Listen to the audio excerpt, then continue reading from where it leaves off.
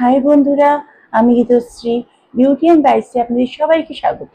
আজ আমি যে রেসিপিটি নিয়ে চলে এসেছি সেটি হলো তরমুজের আইসক্রিম ও তরমুজের শরবত। চলুন দেখে নেওয়া যাক আমি ওটি কিভাবে তৈরি করি। এখানে আমি একটা তরমুজের 4 ভাগের 1 ভাগ নিয়ে নিয়েছি। এটাকে আমি এবার পিস পিস করে কেটে নেব। এখন এর খোলাগুলোকে আমি ছাড়িয়ে নেব।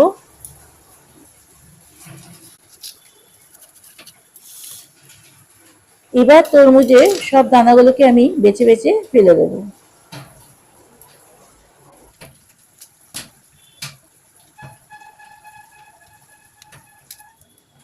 দেখুন সব দানাগুলোকে আমি ফেলে দিয়েছি। এখানে আমি একটা ব্লেন্ডার জার নিয়ে নিয়েছি। এখন এর মধ্যে আমি বেছে রাখা তরমুজগুলোকে দিয়ে দিলাম। এখানে আমি এবার 3 চামচ চিনি দিয়ে দিলাম। আপনারা চিনিটা তরমুজটা কতটা মিষ্টি তার উপর ডিপেন্ড করে দেবেন। আর দিয়ে দিলাম 1 চিমটে বিট নুন। নুনটা যে যার পরিমাণ মতন দেবেন। আর একটা গোটা পাতিলেবুর রস আমি এর মধ্যে অ্যাড করে দিলাম।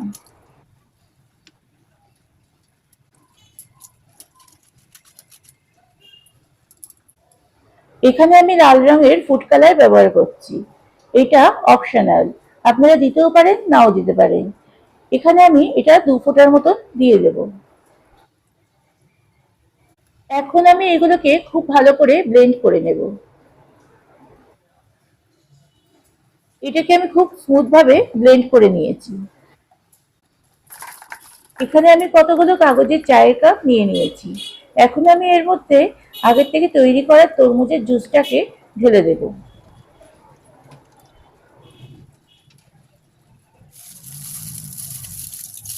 এখানে আমি অ্যালুমিনিয়ামের ফয়েল নিয়ে নিয়েছি। এখন এক একটা কাপের ওপর এই ফয়েলগুলোকে বসিয়ে ভালো করে মুড়িয়ে নেব। আমি এখানে সবকটাই ফয়েল দিয়ে ভালো করে মুড়িয়ে নিয়েছি। এখন একটা ছুরি দিয়ে এর মাঝ বরাবর অল্প করে কেটে নিচ্ছি। তারপর আইসক্রিম স্টিকগুলোকে খুব ভালোভাবে এর মধ্যে বসিয়ে দিলাম। এবার আমি এইগুলোকে সব ডিপ ফ্রিজে রেখে দেবো 7 থেকে 8 ঘন্টার জন্য। এখন আমি তরমুজের শরবতটাকে বানিয়ে নেব। তার জন্য আমি একটা ব্লেন্ডার জার নিয়ে নিয়েছি। এখন আমি এর মধ্যে আগের থেকে কেটে দানা বেছে রাখা তরমুজগুলোকে দিয়ে দিলাম। এবার এর মধ্যে অর্ধেকটা পাতিলেবুর রস অ্যাড করে দিলাম। আর 3 চামচ চিনিও এর মধ্যে আমি দিয়ে দিচ্ছি। এবার এর মধ্যে 7 থেকে 8 টুকরো বরফ দিয়ে এটাকে ভালো করে ব্লেন্ড করে নেব। দেখুন বন্ধুরা, এটা খুব স্মুথ ভাবে ব্লেন্ড করে নিয়েছি। এবার এটাকে একটি কাঁচের গ্লাসের মধ্যে ঢেলে নেব।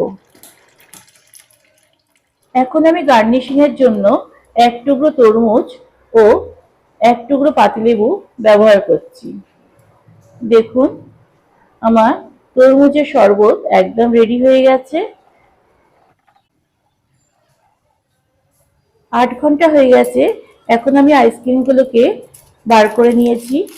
দেখুন আমার আইসক্রিম একদম রেডি হয়ে গেছে। দেখুন বন্ধুরা, এটা দেখতে কতটা সুন্দর হয়েছে।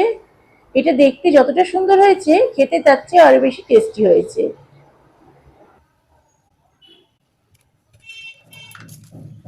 দেখুন বন্ধুরা, টেস্টি টেস্টি তরমুজের আইসক্রিম ও শরবত একদম রেডি হয়ে গেছে।